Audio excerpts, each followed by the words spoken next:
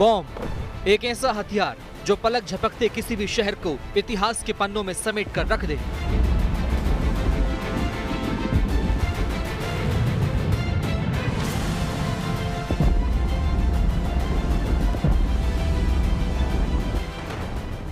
Bomb एक ऐसा deadly weapon जिसके पास पाताल तक प्रलय लाने की क्षमता है।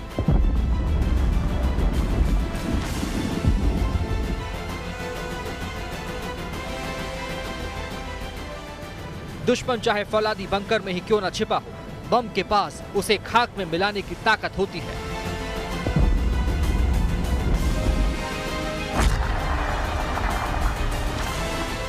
मौजूदा दौर में बमों की इसी ताकत को धार दी जा रही है। आज ऐसे ऐसे बम तैयार हो रहे हैं जो बिना सरहद लांघे ही दुश्मन की धरती को भस्म करने की ताकत रखते हैं।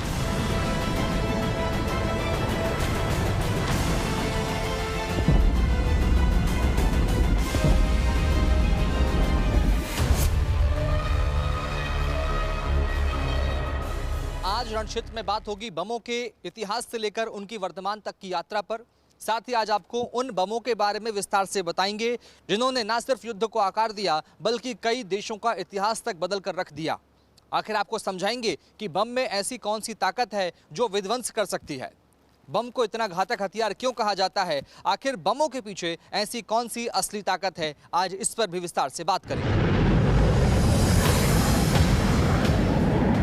भारतीय वायुसेना के पास बॉम्बर यानी बम वर्षक विमान तो नहीं है, बावजूद इसके भारत दुश्मन के ठिकानों पर बम बरसाने की ताकत रखता है।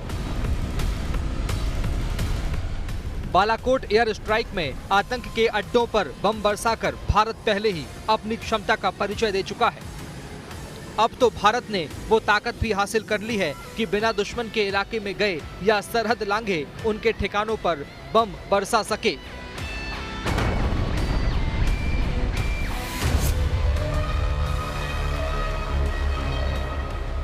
भारतीय वायुसेना का बैकबोन कहे जाने वाले सुखोई 30 MKI से लॉन्ग रेंज ग्लाइड बम गौरव का सफल परीक्षण इस बात का सबूत पेश करता है कि अब दुश्मन चाहे कितने भी मजबूत से मजबूत बंकर में छिपकर क्यों ना बैठा हो, उसका बच पाना नामुमकिन है। इस बम के सफल परीक्षण में इसे 100 किलोमीटर दूर तक के टारगेट पर सफलतापूर्वक दागा गया और उसे तबाह कर दिया गया। गौरव 1000 किलोग्राम कैटेगरी का एक ग्लाइड बम है जो करीब 100 किलोमीटर तक सटीक निशाना साध सकता है।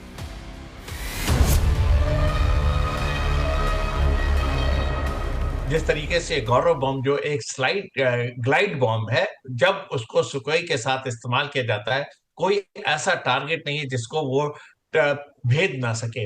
एक सुखोई की स्पीड, दूसरा ग्लाइड बम, ये कॉम्बिनेशन देखिए बड़ा लीथल कॉम्बिनेशन बनता है। और मेरा मानना अगर इसको युद्ध भूमि में इस्तेमाल किया जाता है तो इसके डिस्प्रोपोर्शनेट रिजल्ट निकलते हैं, फोर्स मल्टीप्लायर का काम करता है। ये करता क्या है, सुखोई इतनी स्पीड से जाता है जिससे कि एयर डिफेंस उसको पकड़ ना सके, और एक स्टैंड ऑफ डिस्टेंस है जिसमें उसको शंका है कि एयर डिफेंस के रडार उसको पकड़ लेंगे, वहां पे वो अपने आप को हॉल्ट करता है। वहां से ये जो ग्लाइड मिसाइल है इसको लॉन्च किया जाता है और अल्टीमेटली वो टारगेट को एरोडायनेमिक्स का इस्तेमाल करते हुए पहुंचता है और उसके सेंसर बिल्कुल पिन पॉइंट स्ट्राइक करते हैं। ग्लाइड बम का सबसे बड़ा फायदा ये होता है, इसे दुश्मन के इलाके के बाहर से आसानी से दागा जा सकता है। इससे फाइटर जेट को दुश्मन से खतरा कम हो जाता है क्योंकि फाइटर जेट दुश्मन के एयर डिफेंस सिस्टम की रेंज से दूर होता है।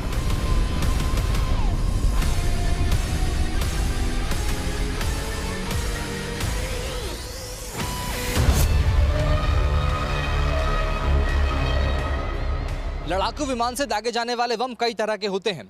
इनमें सामान्य बम जिन्हें लड़ाकू विमान के विंग या वैली में लगाकर ड्रॉप किया जाता है। इन बमों की रेंज 5 से 10 किलोमीटर तक की होती है, लेकिन इन्हें टारगेट के बहुत करीब जाकर हमला करना होता है जिससे खतरा और ज्यादा बढ़ जाता है। ग्लाइड बम की रेंज सामान्य बम की रेंज से 10 गुना से भी ज्यादा हो सकती है।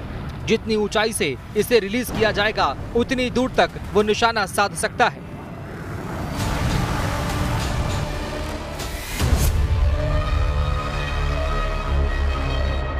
ग्लाइड बॉम्ब का जो कॉन्सेप्ट है वो एक पर्टिकुलर हाइट पे जाके एरियल मीन्स द्वारा उसको रिलीज किया जाता है, जैसे कि सुखोई से इसको लॉन्च किया जाता है। और इसकी जो स्पीड होती है वो काफी ज्यादा होती है, और ये इसका जो रेंज है वो 25 किलोमीटर से लेके 150 किलोमीटर आफ्टर लॉन्च ये रीच करता है, और इसका पेलोड करीब 1000 केजी का होता है। तो इस तरीके से वो एरोडायनेमिक्स को इस्तेमाल करते हुए टारगेट की तरफ आगे जाता है, और सेंसर जो है और जिसमें जो जीपीएस है और इनर्शियल नेविगेशन सिस्टम का जो डेटा है, इस तरीके से उसमें डेटा वर्कआउट होता है कि टारगेट की एक्यूरेसी के साथ वो स्ट्राइक करता है। सबसे बड़ी बात होती है कि ये एयर डिफेंस को भेजता है। सुखोई आपके एयर डिफेंस के रेंज में नहीं आता, वो बाहर है। वेपन जब लॉन्च किया जाता है तो वो एयर डिफेंस को भेजता है, वो टारगेट पे पहुंचता है। जंग चाहे खुले मैदान में हो या फिर घनी बस्ती में, गाइडेड बम कभी भी अपने निशाने से चूकते नहीं हैं। मिशन मेक इन इंडिया के तहत भारत में ऐसे ही बमों की खेप तैयार हो रही है जो अटैक करने के दौरान अचूक निशाने लगा सकते हैं और टारगेट को तबाह कर सकते हैं। भारतीय वायुसेना को एक ऐसे स्मार्ट बम की जरूरत थी जो खुद नेविगेट और ग्लाइड करते हुए दुश्मन को बर्बाद कर दे। इस काम में भारतीय रक्षा अनुसंधान एवं विकास संगठन ने मदद की। डीआरडीओ के वैज्ञानिकों ने 2 तरह के बम का डिजाइन बनाया। पहला विंग के जरिए ग्लाइड करने वाला गौरव लॉन्ग रेंज ग्लाइड बम और दूसरा बिना विंग वाला गौतम। दोनों ही प्रिसीशन गाइडेड हथियार हैं। गौरव 1000 किलोग्राम का ग्लाइड बम है, वहीं गौतम 550 किलोग्राम का बम है। इनका इस्तेमाल आमतौर पर एंटी एयरक्राफ्ट डिफेंस में रेंज से बाहर मौजूद टारगेट्स को ध्वस्त करने के लिए किया जाएगा। गौरव और गौतम दोनों ही बमों में CL-20 यानी फ्रेगमेंटेशन और क्लस्टर म्यूनिशन लगते हैं। ये टारगेट से कांटेक्ट करते ही प्रॉक्सिमिटी फ्यूज कर देता है और विस्फोटक ब्लास्ट कर जाता है। गौरव की रेंज 100 किलोमीटर ग्लाइड करने की है, जबकि गौतम की 30 किलोमीटर ग्लाइड करने की क्षमता है।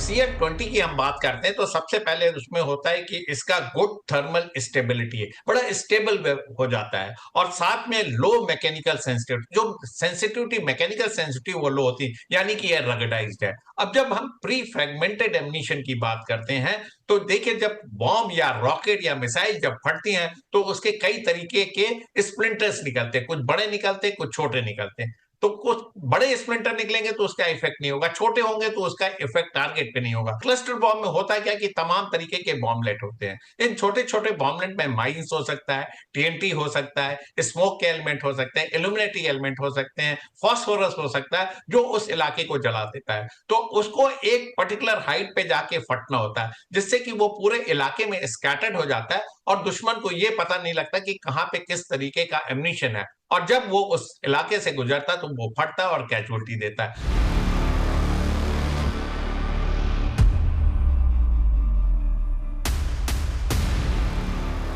गौरव और गौतम बम भारतीय वायुसेना की ताकत को बढ़ाने का काम करेंगे। ये बम दुश्मन के उन ठिकानों को टारगेट कर पाएंगे जो एंटी एयरक्राफ्ट डिफेंस की रेंज से बाहर हैं।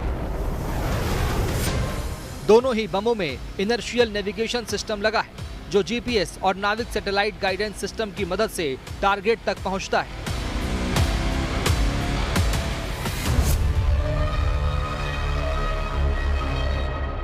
जब आप किसी युद्ध के बारे में सोचते हैं तो आप सिर्फ रणनीतियों या फिर जनरलों के बारे में नहीं सोचते, आप उन हथियारों के बारे में भी सोचते हैं जिनसे युद्ध लड़े जाते हैं। युद्ध लड़ने वाले हथियारों में सबसे बड़ा प्रमुख नाम होता है बम का। बम आज के ज़माने में और ज़्यादा उन्नत, घातक और शक्तिशाली होते जा रहे हैं। अब आपको एक ऐसे बम के बारे में बताएंगे जिसने पाकिस्तान को खून के आंसू रोने पर मजबूर कर दिया। लेकिन उसके पहले आपको चीन के एक ऐसे बम के बारे में जानकारी देंगे जो पूरी दुनिया में सुर्खियां बटोर रहा है।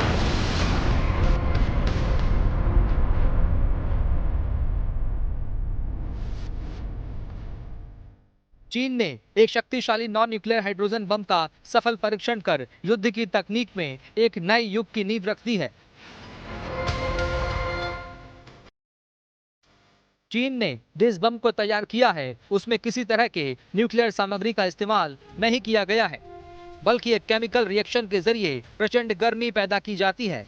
साउथ चाइना मॉर्निंग पोस्ट के मुताबिक 2 किलोग्राम के बम ने 2 सेकंड से ज्यादा समय तक करीब 1000 डिग्री सेल्सियस तापमान का आग का गोला पैदा किया, जो टीएनटी विस्फोटों से 15 गुना अधिक था और इसमें किसी परमाणु सामग्री का इस्तेमाल नहीं किया गया।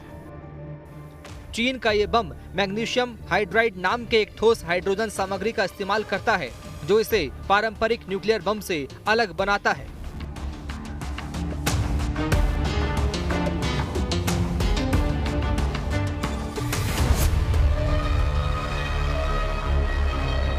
जब हाइड्रोजन है जो एयर में जब मिक्सअप करता है और जिस तरीके से वो सेल्फ सस्टेनिंग कंबशन साइकिल को जनरेट करता है, देखिए 2 केजी का जो होता है एलिमेंट वो 1000 डिग्री सेंटीग्रेड की हीट प्रोवाइड करता है। मतलब कि अगर आप उसी मात्रा में अगर आप उसको मल्टीप्लाई करें तो कितनी बड़े हीट का जनरेशन होता है, मटेरियल मेल्ट कर जाते हैं और तमाम तरीके का डिस्ट्रक्शन होता है, पूरे इलाके को बर्बाद कर देता है। तो ये एक लो कॉस्ट वाला है, इसमें इसको जनरेट करने के लिए बहुत हाई एनर्जी की जरूरत नहीं पड़ती। ये फ्यूजन बॉम्ब है, आपका एटॉमिक में होता है कि आपको बहुत बड़ा एनर्जी सोर्स चाहिए होता है फ्यूजन करने के लिए, लेकिन इसमें इसकी जरूरत नहीं होती है। इसका इम्पैक्ट देखिए बहुत ज्यादा होता और जो इफेक्ट है वो मैनीफोल्ड होते हैं। गैर परमाणु हाइड्रोजन बम पारंपरिक एटम बम से अलग है। इसमें फिजन और फ्यूजन रिएक्शन नहीं होते, न ही अंतर्राष्ट्रीय न्यूक्लियर ट्रीटी का उल्लंघन होता है। चीन के वैज्ञानिकों का दावा है कि ये बम कम लागत में कम रेडिएशन के साथ ज्यादा नुकसान पहुंचा सकता है, यानी चीन के पास एटम बम से खतरनाक हथियार आ गया है।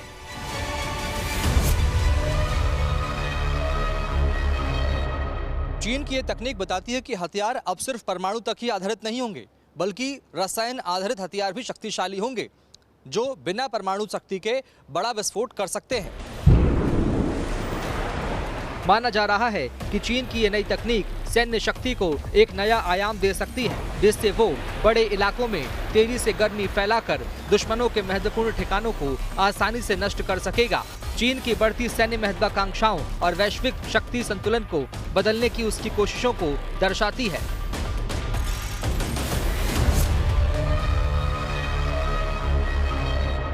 एक तरीके का शक्ति प्रदर्शन है, एक डेटरेंस का काम करेगा, चाहे वो हिंदुस्तान के खिलाफ इस्तेमाल करे, चाहे अपने किसी भी एडवर्सरी के खिलाफ इस्तेमाल करे। ये एक डेटरेंस का मादा रखता है और साथ में ये दिखाता है उसके टेक्नोलॉजी एडवांसमेंट किस लेवल पे वो इसका इस्तेमाल करेगा। मेरा मानना है कि जितने न्यूक्लियर पावर स्टेट है वो डेटरेंस की तरह इस्तेमाल करते हैं, एक डिस्यूएसिव फोर्स की तरह इस्तेमाल करते हैं इसको, रादर देन उसको अप्लाई करने के लिए।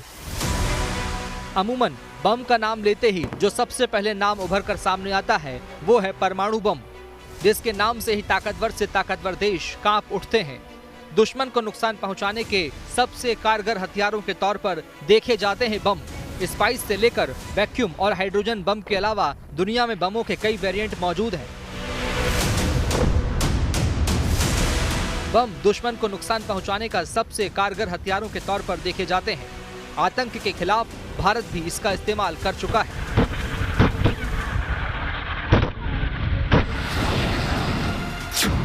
छब्बीस फरवरी 2019 रात के करीब 3 बजे होंगे जब भारतीय वायुसेना के 12 Mirage 2000 fighter jet line of control पार कर पाकिस्तान की सीमा में दाखिल हुए और बालाकोट स्थित जैश-ए-मोहम्मद के आतंकी ठिकानों को ध्वस्त कर दिया।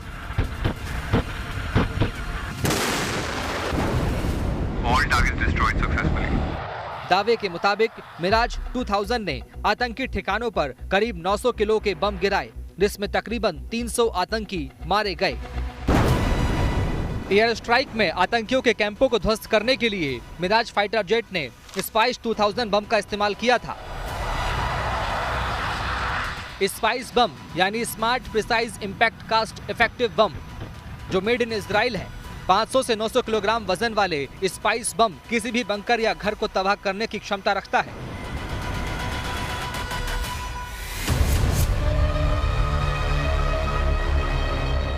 Spice 2000 is you can say an Israeli bomb, highly penetrable, और काबिलियत इसकी ये है कि आप समझ सकते हैं इसका जो एक्यूरेसी है, इट इज 3 मीटर्स, मतलब आप जहां पे बॉम्ब गिराना चाहते हैं, within 3 meters it definitely be able to penetrate over there. It is a precision guided munition. जब when we say precision guided munition, मतलब जहां पे आप उसको डालना चाहते हैं वो गिरेगा. And it is, you can say simply say it is GPS guided, or you can say it can operate in adverse weather conditions or anything of that kind.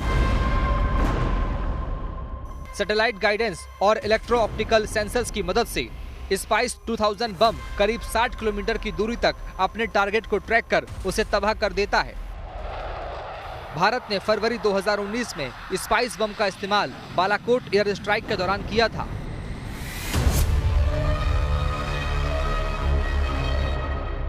Spice 2000 एक बम नहीं बल्कि एक गाइडेंस किट है जो warhead, standard warhead या फिर बम से जुड़ी होती है. ये बम लंबी दूरी के टारगेट पर सटीक निशाना लगाने में सक्षम होता है, जिससे लंबी दूरी के टारगेट को भी आसानी से तबाह किया जा सकता है. स्पाइस बम के 2 हिस्से होते हैं. पहला हिस्सा स्टैंडर्ड वॉरहेड के अगले हिस्से से जोड़ा जाता है, जबकि दूसरा बम के पिछले हिस्से से जोड़ा जाता है. स्पाइस स्मार्ट बम के अगले हिस्से पर एक कैमरा लगा होता है जो टारगेट को आइडेंटिफाई करता है, जबकि दूसरे भाग में एक डेटा चिप होती है जो स्पाइस 2000 को बम छोड़ने का सही वक्त बताती है.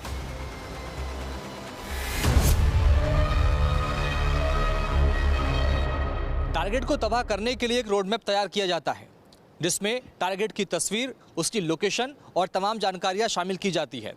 ये पूरा प्लान एक चिप में ऐड किया जाता है. इस मेमोरी चिप के जरिए टारगेट की दिशा, उसकी लोकेशन और किस वक्त बम को ड्रॉप किया जाएगा, ये तमाम जानकारियां उसमें ऐड कर दी जाती है और उसके बाद आसानी से बम को टारगेट पर ड्रॉप किया जाता है.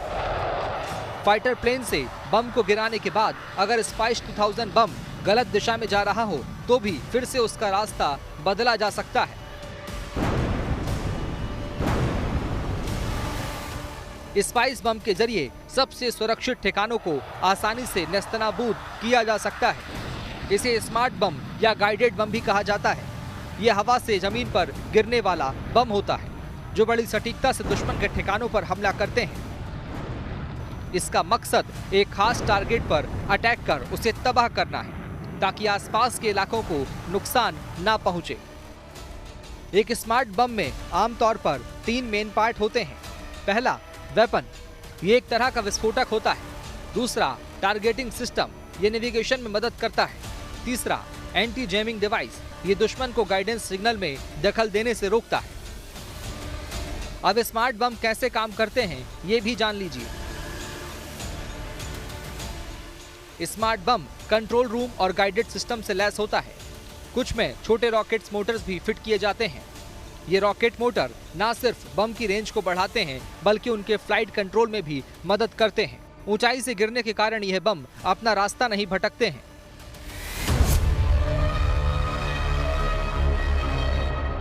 जैसे नाम है स्मार्ट यानी कि जहां पे आप उसको डालना चाहे. नॉर्मल बॉम्ब्स जो होते हैं वो ग्रेविटी, यानी कि जब आप हवाई जहाज से उनको गिराएंगे तो दे विल फॉल, और फॉल कहीं पर भी गिर सकते हैं वो, not necessarily on the target. But when you have smart bomb means it is guided on to the target. That means the bomb will glide on to the target, whether it could be electro optical guidance हो, उसका infrared guidance हो, उसका laser guidance हो, जो भी है. यानी कि टारगेट के ऊपर उस बॉम्ब को ले जाने की काबिलियत को बोलते हैं स्मार्ट बॉम्ब. नहीं तो अमूमन जो बॉम्ब्स होते हैं वो ग्रेविटेशनल, मतलब आप ऊपर से गिराएंगे और वो गिरेंगे. अब टारगेट पे गिरेंगे, इधर उधर गिरेंगे, पता नहीं चलता है. But smart bombs will take the bomb to the target.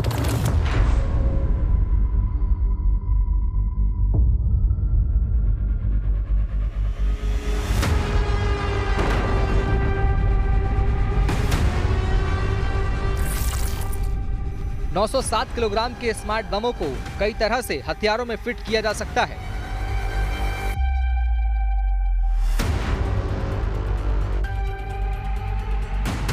हथियारों से जोड़ने के बाद इसे joint direct attack munition system कहा जाता है.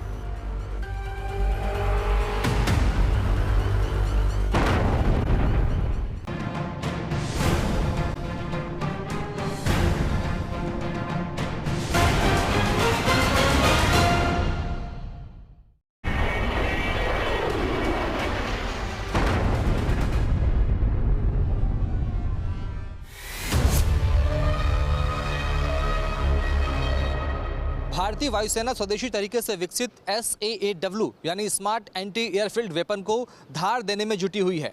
इस बम के अब तक 10 परीक्षण हुए हैं और सभी परीक्षण में स्मार्ट एंटी एयरफील्ड वेपन ने अपना लोहा मनवाया है।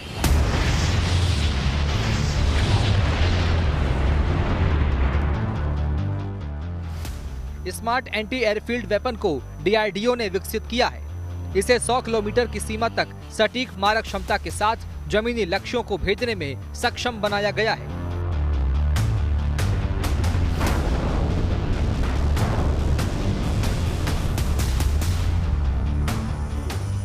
युद्ध जैसे हालात में स्मार्ट एंटी एयरफील्ड वेपन दुश्मन के रनवे, उसके बंकर को आसानी से ध्वस्त कर सकता है।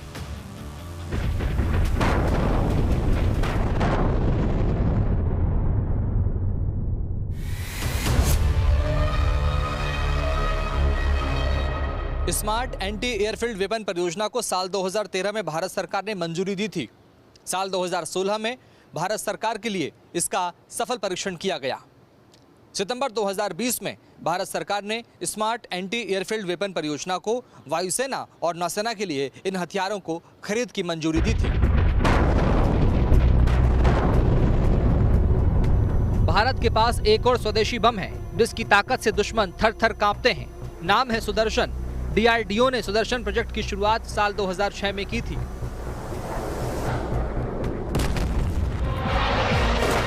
भारत ने पहली बार अक्टूबर 2010 में अपने पहले लेजर गाइडेड बम सुदर्शन को तैयार किया। ये बम DRDO की लैब में तैयार किया गया।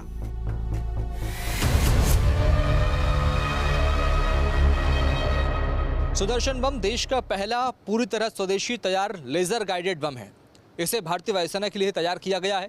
इसे सबसे पहले भारतीय वायुसेना के MiG-27 में शामिल किया गया। उसके बाद इसे मिराज, जैगवार और MiG-29 में भी शामिल कर लिया गया।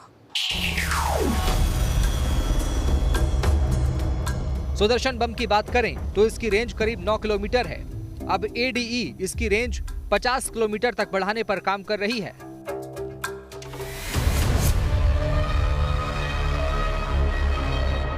Sudarshan is again a laser guided bomb, again a smart bomb. It increases same जैसे मैंने कहा accuracy, it minimizes collateral damage. कि जहां पे आपको गिराना है वही गिरेगा, नुकसान नहीं होगा, collateral damage नहीं होगा, कोई सिविलियन टारगेट बर्बाद नहीं होंगे। आपने जो भी मिलिट्री टारगेट को डिस्ट्रॉय करना है उधर ही करेंगे। तो बेसिकली सुदर्शन बॉम्ब जो अपना है, this has about 10 meters of accuracy. जहां पे आप चाहेंगे उसके 10 मीटर के इलाके में ये गिरेगा। So it is one of those bombs it has been made by the DRDO lab. It's an Indian, it's totally indigenized, made in India, used by the Air Force.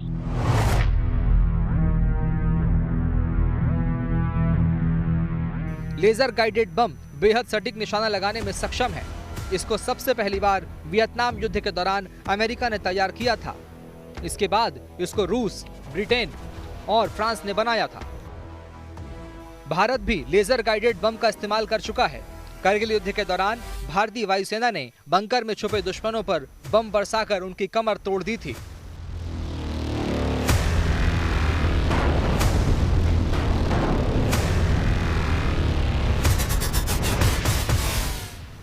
जून 1999 को टाइगर हिल पर भारतीय वायुसेना ने पहली बार लेजर गाइडेड बमों से हमला किया था। ऑपरेशन सफेद सागर के तहत टाइगर हिल पर जोरदार हवाई हमला किया था।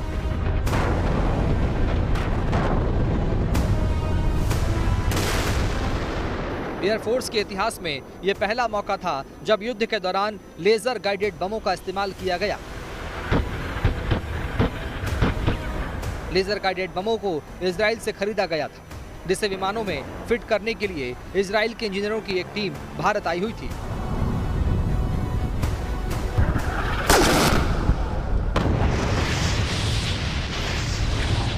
टाइगर हिल पर हमले में मिराज 2000 विमानों का इस्तेमाल कर दुश्मनों के ठिकानों पर लेजर गाइडेड बम गिराए गए। तब वायुसेना की ओर से किए गए हवाई हमले की निगरानी तत्कालीन वायुसेना प्रमुख अनिल यशवंत टिपनिस ने खुद एक विमान में बैठकर किया था।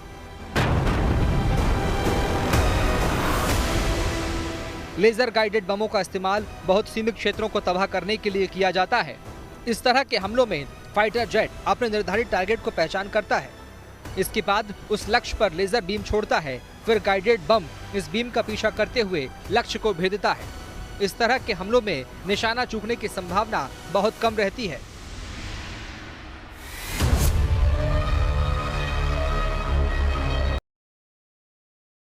बॉम्ब है, जब आप उसको फायर करते हैं तो from source a laser is sent to the target. ये जो बॉम्ब है इसमें लेजर डिटेक्टर है, और लेजर डिटेक्टर होने से आपने जब बॉम्ब उसको रिलीज कर दिया है तो ऑटोमेटिकली वो लेजर वो जहां से वो बीम रिफ्लेक्ट कर रही है उस बीम को वो पकड़ता है बाय द लेजर डिटेक्टर, और फिर उसके बाद it bang on and just go and hit the target. So that is why it is called a laser guided bomb.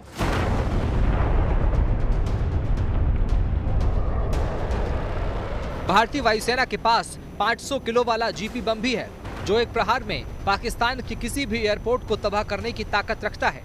दुश्मन के बंकर को नेस्तनाबूद कर सकता है। स्वदेशी जीपी बम को जैगुआर और सुखोई 30 MKI में लगाकर इसका इस्तेमाल किया जा सकता है।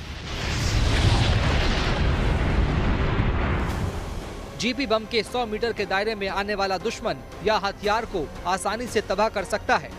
500 किलोग्राम वाले एक जीपी बम में 15 मिलीमीटर के 21,000 स्टील के छर्रे हैं, जिसके अटैक से 12 mm स्टील की प्लेट को भेदा जा सकता है।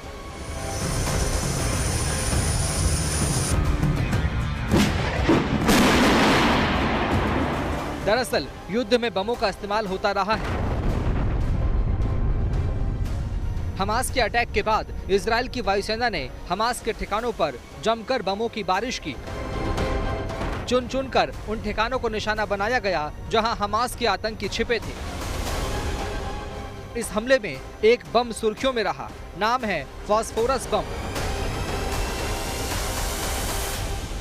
ऐसा बम जो हवा से सारी ऑक्सीजन सोखकर हड्डियों को गला देता है। फिलिस्तीन का आरोप है कि इजराइल ने हमास से बदले की कार्रवाई में फास्फोरस बम का इस्तेमाल किया।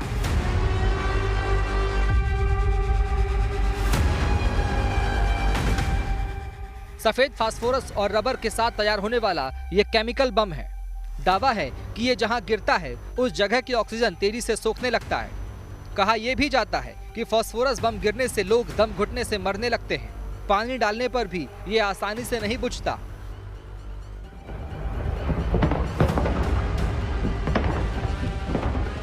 फास्फोरस बम को इसलिए खतरनाक माना जाता है, ये बड़े पैमाने पर तबाही मचाते हैं। सफेद फास्फोरस हथियारों पर प्रतिबंध नहीं है, लेकिन आबादी वाले इलाके में इनका इस्तेमाल करना प्रतिबंधित है और इनका इस्तेमाल युद्ध अपराध माना जाता है।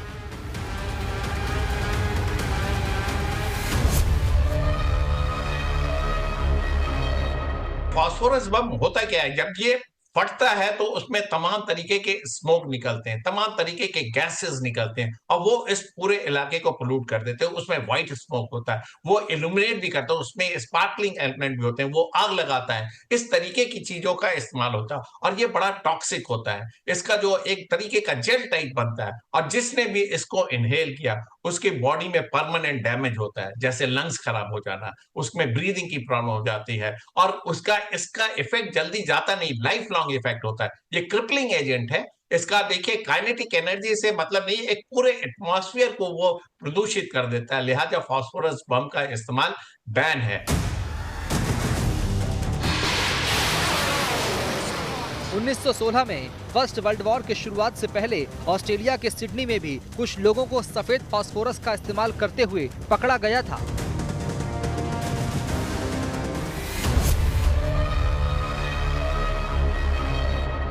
द्वितीय विश्व युद्ध के दौरान सफेद फास्फोरस का व्यापक रूप से इस्तेमाल किया गया था।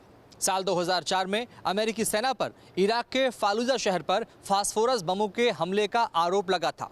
इसके एक साल बाद अमेरिकी सेना के एक प्रवक्ता ने फास्फोरस बमों से हुए हमलों की बात को स्वीकार किया था।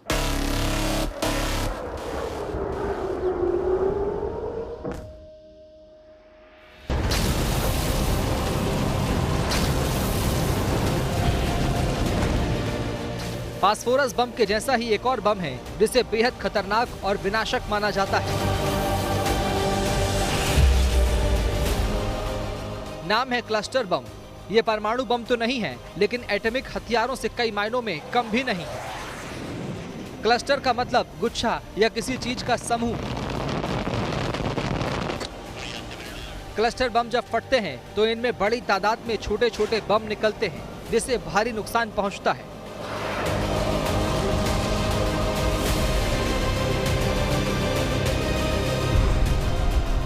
क्लस्टर बम में 10 से लेकर कई सौ तक छोटे छोटे बम होते हैं। क्लस्टर बम को रॉकेट लॉन्चर, मिसाइल या हवाई जहाज से फायर किया जा सकता है। एक खास ऊंचाई पर पहुंचने के बाद क्लस्टर बम का खोल फट जाता है। अंदर के छोटे छोटे बम टारगेट एरिया में बिखर जाते हैं।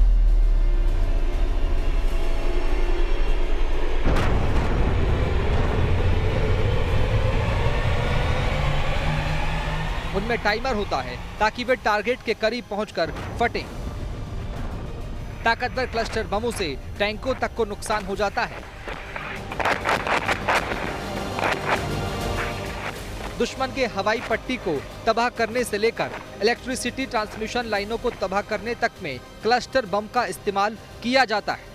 यही नहीं, जमीनी बारूदी सुरंगों को तितर बितर करने और रासायनिक और जैविक हथियारों को ठिकाने लगाने में भी क्लस्टर बमों का इस्तेमाल किया जाता है।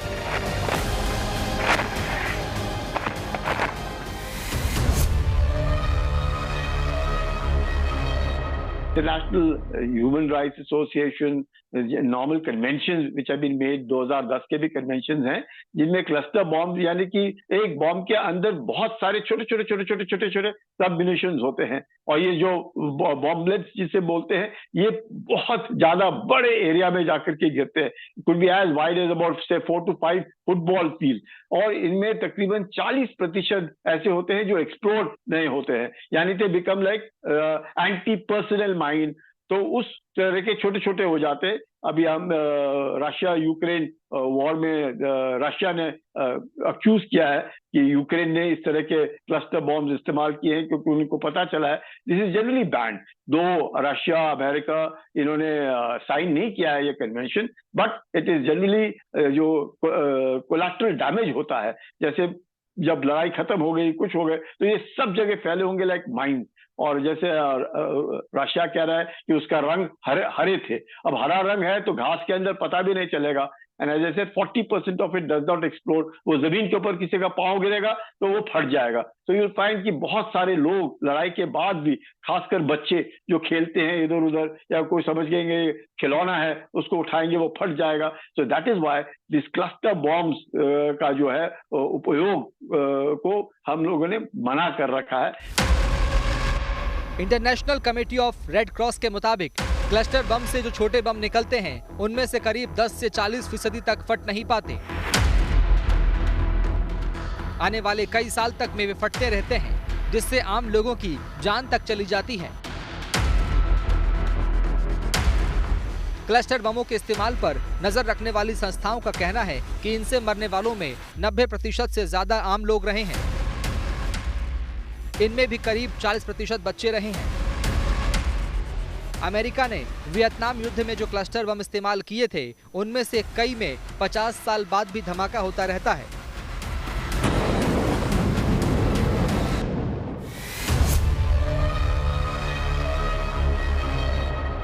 क्लस्टर बमों का इस्तेमाल सबसे पहले रूस और जर्मनी की सेना ने किया था। ये बम द्वितीय विश्व युद्ध के दौरान दागे गए थे। इससे दुश्मन को भारी नुकसान झेलना पड़ता है। अब तक दुनिया भर में 200 से ज़्यादा प्रकार के क्लस्टर बम बनकर तैयार हो चुके हैं। हालांकि अंतर्राष्ट्रीय बैन है, लेकिन अब 100 से अधिक देश इस बमों के इस्तेमाल पर रोक लगाने की संधि पर हस्ताक्षर भी कर चुके हैं।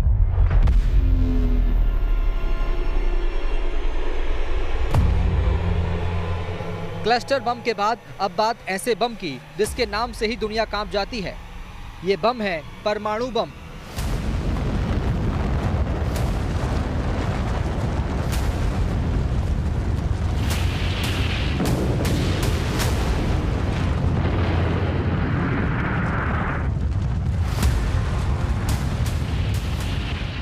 अगस्त 1945 को दुनिया ने परमाणु बमों की विनाशकारी ताकत देखी। सेकेंड वर्ल्ड वॉर के दौरान अमेरिका ने जापान के हिरोशिमा में परमाणु बम से हमला किया। ये हमला अमेरिकी B-29 विमान से किया गया। 6 अगस्त की सुबह 8:15 पर हुआ। लिटिल बॉय नाम के परमाणु बम को हिरोशिमा के ऊपर गिराया गया। बम को नीचे आने में महज 43 सेकंड लगे। हालांकि बम अपने लक्ष्य से 250 मीटर की दूरी पर जाकर गिरा। यह हमला इतना भीषण था कि इसमें 1.5 लाख से ज्यादा लोग मौत के मुंह में समा गए।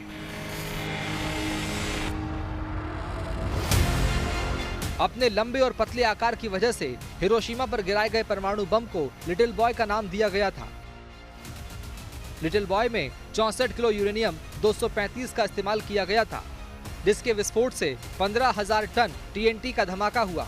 जब ये फटा तो हिरोशिमा का तापमान अचानक से 10 लाख डिग्री सेंटीग्रेड तक पहुंच गया। परमाणु धमाके के बाद चंद सेकंड में शहर में कंक्रीट इमारतों को छोड़कर धरती के ऊपर मौजूद हर चीज गायब हो गई।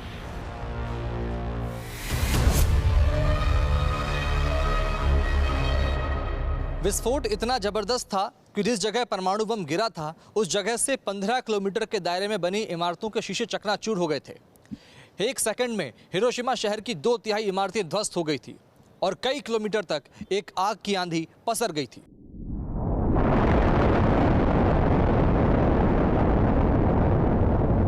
परमाणु बम के विस्फोट ने सुबह के सूरज को करीब करीब धुंधला करने के लिए पर्याप्त धूल और मलबा उड़ा दिया और आसमान में दिखाई दिया मशरूम के आकार जैसा बादल। हिरोशिमा शहर में हुए परमाणु बम के हमले से जापान उभरा भी नहीं था कि 3 दिन बाद ही 9 अगस्त को जापान के दूसरे शहर नागासाकी पर एक और परमाणु बम गिरा दिया गया।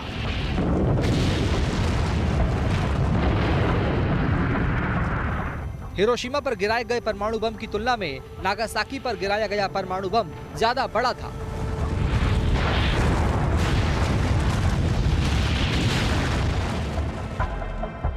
नागासाकी में 9 अगस्त की सुबह करीब 11 बजे परमाणु बम गिराया गया।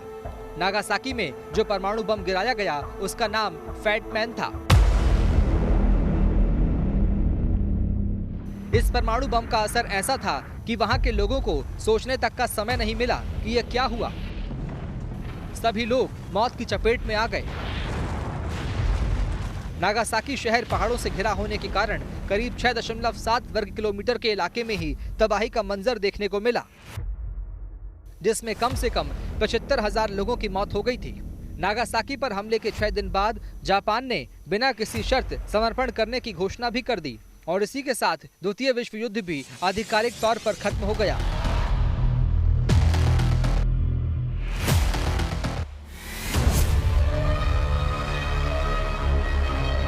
जापान के 2 शहरों हिरोशिमा और नागासाकी में हुआ परमाणु हमला इतिहास के पन्नों में काला अध्याय के रूप में दर्ज है। हर साल 6 अगस्त को शांति की राजनीति को बढ़ावा देने के लिए इस दिन को हिरोशिमा डे के रूप में मनाया जाता है। परमाणु बम हमले की मार झेल चुका जापान आज अपनी तकनीक और मेहनत की बदौलत दुनिया के सबसे विकसित देशों में है, लेकिन उसकी प्रतिज्ञा साफ है कि वो देश में परमाणु हथियारों का निर्माण नहीं करेगा। परमाणु तकनीक को वो सिर्फ शांतिपूर्ण तरीके से ऊर्जा उत्पादन के लिए इस्तेमाल करेगा। हालांकि दुनिया की आज की तस्वीर जापान जैसी नहीं है। दुनिया में परमाणु हथियारों की रेस तेज ही होती जा रही है।